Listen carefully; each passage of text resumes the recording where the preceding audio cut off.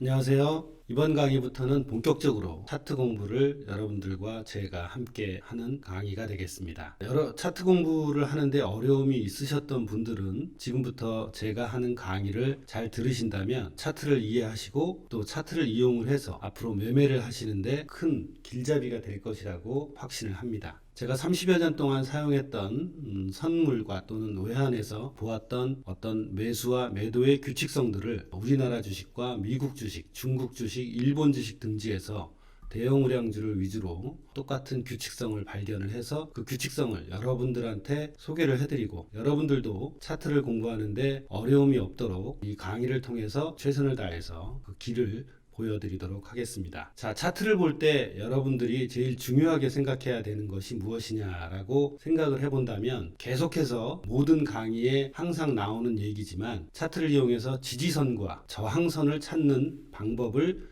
여러분들께서 깨우치시면 됩니다. 가치투자도 마찬가지고 차트를 보고 매매하는 방법에 있어서도 마찬가지입니다. 앞니를 맞춰주는 정보는 이 세상에 하나도 없습니다. 그렇다면 차트를 왜 보는 것일까요? 차트를 보고 그 규칙성을 발견해서 리스크 대비 리턴이 큰, 위험 대비 수익이 큰 지점에 여러분들이 매수를 함으로 인해서 먹을 때는 이익을 볼 때는 크게 보고 손실을 볼 때는 작게 보는 방법밖에 없다고 생각을 합니다. 자, 그러면 제가 30여 년 동안 사용해온 이동평균선과 MACD를 중심으로 앞으로 강의가 진행이 될 텐데요. 자, 옛날에는 주식이 시작될 때는 어떻게 매매를 했는지 혹시 여러분들 생각해 보신 적이 있으신가요? 없으시죠? 여러분들 지금 편하게 집에서 HTS라는 도구를 이용해서 각 증권사에서 제공해주는 차트와 여러 가지 보조지표를 많이 보시고 계십니다. 자, 그렇다면 컴퓨터가 없던 30년 전, 40년 전에는 어땠을까요? 더 거슬러 올라가서 100년 전, 200년 전에도 주식 거래가 있었는데 그때는 도대체 어떻게 매매를 하게 됐을까요? 앞으로 가치 투자에 대한 얘기는 하지 않겠지만 가치 투자보다는 제가 생각하기에는 상식적으로 차트를 보고 투자하는 사람들이 더 많지 않았을까 싶습니다. 왜냐하면 가치 투자라는 말이 일반 개인 투자자들한테 퍼지기까지는 인터넷이 많은 역할을 했고 그 인터넷은 생긴 지가 30년도 안 됐기 때문입니다. 그렇다면 그 이전에는 과연 어떤 방법으로 매매를 했을까 한번 거슬러 가보겠습니다. 지금 여러분들 화면 앞에 보이는 차트는 현재 컴퓨터가 발달을 한 요즘 볼 수 있는 풍경이었죠. 자, 그렇다면 우리나라 1970년대로 돌아가서 이런 컴퓨터가 없을 때는 도대체 어떤 매매를 했을지 한번 제가 그 당시 상황으로 한번 돌아가 보겠습니다. 자, 그 당시에는 컴퓨터도 없었고 그렇다면 이 지금 눈앞에 보이는 이 차트를 어떻게 만들었을까요? 그렇습니다. 그 당시 증권회사에 계신 분이 이 강의를 들으실 수도 있지만 일일이 직원들이 다 손으로 그렸습니다. 어디에다가요? 모는 종이에다 그렸습니다. 이 모는 종이에 일일이 지금 보시는 것처럼 하루하루를 지금은 편하게 이렇게 마우스로 한번 클릭하면 하루가 가겠지만 하루가 끝날 때쯤에 증권사 직원들은 이걸 손으로 일일이 한 종목도 아니고 10종목, 20종목을 일일이 그리고 있었습니다. 그러면 100년 전에는 어땠을까요? 100년 전에도 마찬가지였을 거라고 생각을 합니다. 물론 그 당시 시고 조정이 있었는지 저는 잘 모르겠지만 종가라도 이렇게 라인으로 그리면서 하루하루의 가격 움직임을 보고 있었겠죠. 자, 그렇다면 여러분들이 직접 이 차트를 일일이 손으로 그렸다고 생각을 해보시기 바랍니다. 그러면 여기에서 어떤 규칙성을 도대체 발견을 해야 될까라고 생각을 하실 수가 있죠. 그 팁은 바로 처음에 제가 여러분들한테 말씀드렸던 지지저항선을 찾는 훈련을 하시면 된다는 겁니다. 그럼 지지저항선을 어떻게 찾았을까? 자, 한번 예를 들어 보겠습니다. 처음에 추세선이라는 것이 있었겠죠. 자, 이렇게 가격이 움직이면 어느 시점을 이렇게 이어서 두 시점을 이렇게 잇고 난 다음에 그 지점을 계속해서 연결을 합니다. 이걸 연결을 하는 이유는 무엇일까요? 맞습니다. 이 처음 두 지점은 이제 실제로 가격이 우상향에서 상승 추세가 생겼다라고 가정을 했을 때 이 세 번째 지점에서 매수를 하려고 지지선을 찾는 행위를 하기 위해서 이렇게 추세선을 그렸던 겁니다. 처음에는 이 두 점을 이어서 그렸겠죠. 그래서 이 두 점을 이어서 이런 식으로도 추세선을 그렸을 것이고, 그 다음에는 이렇게 그리고, 그 다음에는 좀 더 이런 식으로 추세선을 그었을 수도 있습니다. 자, 그리고 또 여기에서 이 두 점을 이어서 또 추세선을 그었겠죠. 자, 이렇게 추세선을 긋는 이유는 단순합니다. 왜 그러냐? 지지선과 저항선을 발견을 해서 싸게 사고 그 당시에도 역시 비싸게 팔기 위해서 이 추세선을 그렸을 겁니다. 이 추세선이라는 거는 상승 추세가 생겼을 때 추세선을 그리는 것이고, 지금과 같은 보합 국면이다 라고 생각될 때면 이렇게 수평 추세선을 그었겠죠. 그게 더블탑과 이중 바닥의 근본이 된 겁니다. 제가 이렇게 여러분들한테 기술적 분석 강의를 할 수 있었던 이유도 따지고 보면 제가 1990년대에 미국에서 책을 수입해서 읽다 보니까 이러한 내용들이 정리되어 있어서 이러한 내용들을 가지고 누구에 물어볼 사람도 없었지만 그 당시에 실제로 이렇게 매매를 하면서 그것을 배웠습니다. 그러면 이 책을 쓴 사람은 또 어떻게 이거를 알았을까요? 본인이 실제로 시장에서 경험해서 만든 지식을 집대성했을 수도 있고요. 아니면 또 누군가에게 또 배워서 그 내용을 이렇게 일반인들한테 알리고자 책을 썼을 수도 있습니다. 근데 그게 중요한 것이 아니라 그렇게 기술적 분석인 또는 차트 분석 방법이 구전에 책을 더함으로써 굉장히 많은 사람들한테 신뢰를 얻게 되었고, 그 신뢰를 가지고 아직까지도 차트 분석을 하면서 매매를 하는 사람들이 수없이 많이 있습니다. 지금 화면에서 보시는 것처럼 제가 이렇게 선을 그었는데 이거는 일종의 저항선이라고 생각을 하시면 됩니다. 보합 국면에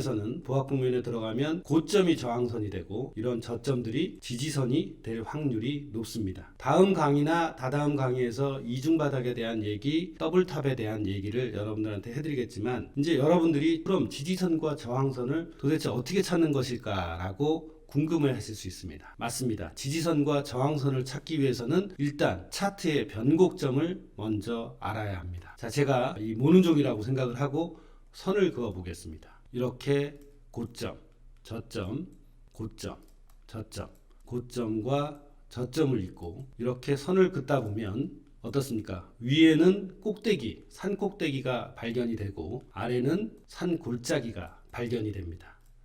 이렇게 변곡점을 그리다 보면 그 변곡점이 이렇게 일치가 되는 지점들이 나오고, 그 변곡점이 아래에서는 지지선이 되고 그 변곡점이 위에서는 저항선이 됩니다. 북한산 트레이딩 센터에 와서 공부를 하시는 분들한테 처음에 시키는 모든 행위는 중학생이든지 청소년이든지 또는 대학생이든지 명퇴를 하시고 오신 분이라든지 모두 변곡점 그리기 놀이라는 것을 시킵니다. 세상에 태어나서 이렇게 그림을 그려보는 건 처음이겠죠. 자, 그렇게 해서 변곡점을 이렇게 그리다 보면 꼭지점과 바닥에 대한 인식을 여러분들이 자연스럽게 하실 수가 있습니다. 추세가 생긴다면 이렇게 오른쪽에서 보시듯이 점점 더 고점과 저점이 높아지는 그런 현상들을 여러분들이 보실 수가 있고요. 가격이 내려갈 때는 또 저점과 고점이 이렇게 내려가는 현상을 보실 수가 있습니다. 이러한 변곡점을 그리기 시작하면서 여러분들은 꼭대기와 바닥에 대한 인식이 생기고, 그 꼭대기와 바닥을 이용해서 무엇을 찾는다? 바로 지지선과 저항선을 찾는 것입니다. 자, 모든 차트는 미국 주식이라고 어려워할 것이 없고 똑같습니다. 중국 주식이라고 달리 볼 이유도 없습니다. 자, 그러면 지금 우리나라의 삼성전자의 주식을 가지고 여러분들한테 변곡점 그리는 방법을 말씀을 드렸는데, 이번엔 미국 주식으로 가보겠습니다. 미국 주식 애플 차트입니다. 이 애플 차트도 역시 옛날이었다면 이렇게 기술적 지표가 하나도 없었겠죠. 그냥 모눈종이다 라고 생각을 하시고 여기에 자연스럽게 처음에 아무 생각 없이 변곡점을 한번 그려보겠습니다. 애플 차트도 이렇게 쭉 그리다 보면 한국 주식과 미국 주식 이 변동성의 차이를 여러분들이 느끼실 수가 있습니다. 이렇게 제가 지금 강의 중에 삼성전자와 애플 차트의 변곡점을 그리고 있는데요. 여러분들도 이제 규칙성을 보신다면 상승 추세인 애플 차트를 보면 고점과 변곡점의 저점들이 어때요? 계속해서 높아져 가고 있습니다. 그죠? 이렇게 계속해서 변곡점이 높아져 가고 어느 순간 가격이 이제 더 이상 고점을 치지 못하고 이렇게 내려가는 현상을 보이고 있는데, 이 고점을 돌파를 할 때가 하나의 파동으로 그냥 보시면 됩니다. 그래서 크게 보면은 여기서부터 여기까지 한 파동이 되는 것이고, 또 여기서부터 이 고점까지 한 파동이 되는 겁니다. 자, 이렇게 변곡점을 그리다 보면 이러한 변곡점, 이런 변곡점, 또 이런 변곡점들이 유난히 눈에 띄게 되겠죠. 이렇게 유난히 눈에 띄게 되는 변곡점에서는 매수의 돈과 매도의 돈이 서로 싸움을 해서 이 지점에서는 매수의 돈이 어떤 모멘텀을 잡고 시장에서 가격을 올리는 역할을 했습니다. 왜 그런지 이유는 아무도 알 수 없습니다. 기사가 나왔다고요? 그 기사가 사실인지 아닌지 정확히 알 수가 없습니다. 다만 차트는 시장에서 제가 제일 유일하게 신뢰하는 객관적인 사실이다라고 생각을 합니다. 그리고 이 고점에서는 무슨 이유에서인지는 모르겠지만 더 이상 매수의 돈이 힘을 잃고 매도의 돈이 더 많은 힘을 작용을 해서 시장을 이렇게 내리눌렀구나 라고 생각을 하실 수가 있습니다. 자, 왜 변곡점에 대한 얘기를 하느냐? 그렇다면 이 지점에서는 무슨 일인가 있었습니다. 이 꼭대기에서는 무슨 일인가 있었고, 이 저점에서는 또한 무슨 일인가 분명히 있었습니다. 그 이유는 모르지만 이 지점들이 중요한 이유는 이 지점에서 어떤 이유에서든 크게 가격이 상승했기 때문에 향후 이런 지점이 온다면 이런 지점에서의 신뢰를 바탕으로 해서 향후에 이런 지점이 올 때는 리스크 대비 리턴이 큰 자리이기 때문에 한번 매수를 해봐야지 라는 생각을 다른 사람들도 충분히 할 수 있을 거라고 상식적으로 생각할 수가 있습니다. 또한 내가 어느 지점에선가 매수를 했다면 이 지점이 다시 가격이 올라올 때는, 이렇게 만약에 가격이 이렇게 쭉 올라온다면 내가 어느 지점에 매수를 했지만 이 지점에 오면 어떤 이유에서인지 가격이 더 이상 상승을 하지 못했기 때문에 이 지점에서는 내가 가진 포지션을 모두 팔아버리거나 아니면 일부라도 이익 실현을 하는 지점으로 이용을 하셔야 된다는 겁니다. 그렇게 해서 고점과 저점이 돌파할 때 만들어지는 그런 변곡점들을 여러분들이 스스로 한번 직접 차트를 가지고 해보시고, 그러면서 자연스럽게 생기는 지지선과 저항선의 개념을 함께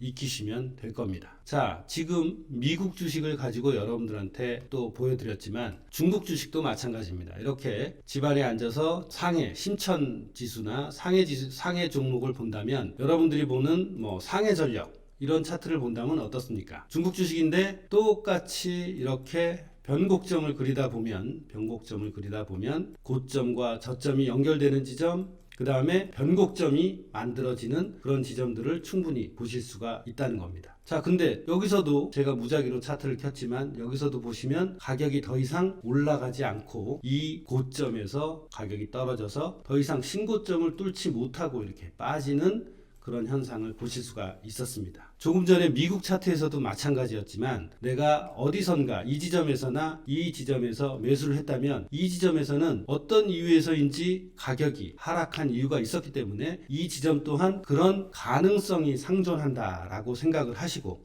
여러분들이 갖고 있는 포지션에 50% 또는 100% 이렇게 의사결정을 해서 이 지점에서 이익 실현을 하는 지점으로 이용을 하셔야 된다는 겁니다. 차트가 앞니를 맞춰주는 것이 아니지만 이러한 가능성에 대해서 충분히 여러분들과 차트를 보고 매매하는 사람들의 공감대가 형성이 되어 있기 때문에 이런 규칙성들을 여러분들이 일일이 한 번씩 그림을 그려보신다면 쉽게 차트를 이해하실 수 있고, 그 다음에 초반에 제가 말씀드렸듯이 지지선과 저항선을 발견할 수 있는 단초가 된다는 겁니다. 모든 차트 분석의 기본은 지지선과 저항선을 찾는 데 처음과 끝이 있다고 해도 과언이 아닙니다. 그래서 여러분들 스스로 한국 주식이든 미국 주식이든 중국 주식이든 또는 일본 주식에서도 이런 지지선과 저항선을 찾기 위해서 기본적으로 하여야 될 것이 무엇이냐? 바로 변곡점을 찾는 겁니다. 이렇게 여러분들이 엘리엇 파동을 굳이 알고 있지 않다고 하더라도 고점과 저점을 연결해서 이런 모습들을 보신다면 차트를 이해하고 차트를 이용을 해서 수익이나 또는 손절을 놓는 지점을 충분히 찾으실 수가 있다는 겁니다. 1년만 해보지 마시고 다시 삼성전자로 돌아와서 과거 차트도 이렇게 보신다면 충분히 그 규칙성을 여러분들이 또 느낄 수가 있습니다. 자, 다시 한번 차트를 그려본다면 조금 전에 삼성전자에서는 저항선의 개념을 잠깐 살펴볼 수가 있었는데요. 또 여기에서부터 이렇게 변곡점을 한번 그리다 보면 큰 변곡점이 이렇게 나오고 이렇게 작은 변곡점들이 눈에 띄게 보이기 시작합니다. 자, 그렇다면 바로 이 지점에서도 어떻습니까? 이 지점과 정확하게 맞닿지는 않았지만 가격이 이 지점에 오자마자 여기에서 생겼던 어떤 매도에 보이지 않는 힘이 이곳에 작용을 해서 그 다음부터는 가격이 이렇게 더 이상 신고점을 당분간 뚫지 못하고 빠지는 모습을 보실 수가 있었습니다. 자, 그렇다면 이 지점과 이 지점을 또 연결해 보면 어떨까요? 아래 이 두 지점을 연결해 보면 다음 강의에서 여러분들이 배울 이중바닥, 이 지점은 더블탑, 그 다음에 이 지점은 이중바닥의 어떤 특성으로 이해를 하시면 됩니다. 기술적 분석은 한국 주식에서만 맞아서는 절대 안 됩니다. 그러면 범용성이 없는 거겠죠. 그래서 제가 알려드리는 이 차트의 이해 강의와 앞으로 계속될 차트 분석 강의를 보시면 한국 주식에서 배웠던 규칙성이 미국 주식과 또는 중국 주식, 인도네시아 주식, 베트남 주식 모든 주식에서 일맥상통한 규칙성을 보여준다는 것을 여러분들이 꼭 눈으로 확인하실 수 있게 해드릴 겁니다. 그걸 눈으로 보여드리는 이유는 그 지점을 이용해서 역시 옛날에 100년 전, 200년 전에 차트를 분석하고 매매를 했던 사람들처럼 싸게 사서 비싸게 팔 수 있는 그런 지지저항선을 찾는 훈련을 꼭 하셔야 된다는 말씀을 드리고 싶어서입니다. 자, 이런 식으로 계속해서 변곡점을 이렇게 그리다 보면 여러분들이 긋는 변곡점이나 청소년들이 긋는 변곡점이나 똑같습니다. 그렇기 때문에 나이가 많다고 이걸 배우지 못할 것도 아니고 학벌이 없다고 이 차트 분석을 배우지 못할 것이 없습니다. 이러한 변곡점을 긋는 마지막 이유를 또 하나 여러분들께 말씀드린다면 이렇게 조그만 변곡점과 이렇게 큰 변곡점이 있다면 여러분들은 어느 변곡점에 눈이 쏠리게 될까요?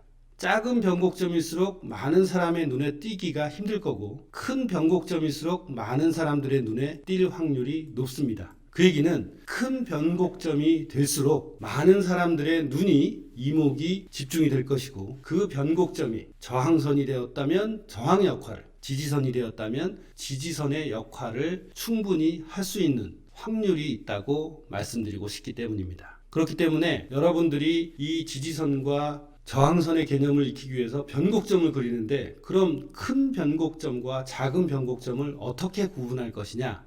굉장히 주관적인 문제이기는 합니다. 그렇지만 여러분들이 계속 변곡점을 그리는 노력을 해 보신다면 큰 변곡점은 어떻게 생겼고 자, 이런 변곡점도 어때요? 굉장히 큰 변곡점이죠. 그죠? 이 변곡점은 엄청나게 큰 변곡점입니다. 이 변곡점과 비교를 해보면 이 변곡점에 사람들의 이목이 집중될 확률이 더 높겠죠. 사람들의 이목이 집중이 된다면 돈이 몰릴 확률도 높다고 생각을 합니다. 그래서 이번 강의는 차트를 이해하고 두 번째 변곡점을 이해를 하고 세 번째 변곡점을 직접 그려가면서 어떤 변곡점이 클까라고 여러분들이 주관적이지만 이 변곡점에 대한 데피니션도 없어요. 그렇기 때문에 주관적이지만 큰 변곡점을 찾아가는 훈련을 하시고 그 큰 변곡점들이 결국에는 지지선과 저항선으로 연결될 확률이 크다는 걸 믿어보시고 한국 주식, 미국 주식 또는 중국 주식, 일본 주식에서 그 현상을 직접 확인해 보시길 바라겠습니다.